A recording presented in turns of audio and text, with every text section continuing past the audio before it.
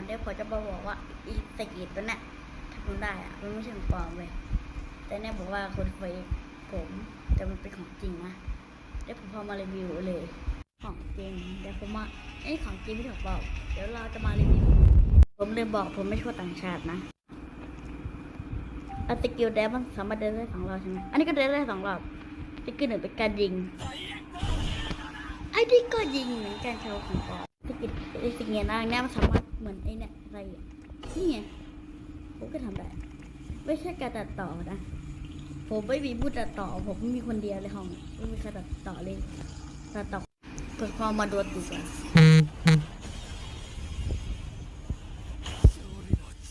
เกม2คืออะไรคือนี่เลย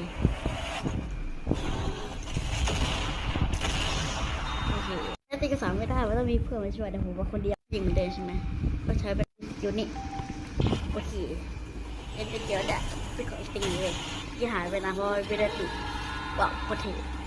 ของจริงจะบอกว่าของปลอมทำไมของจริงเว้ย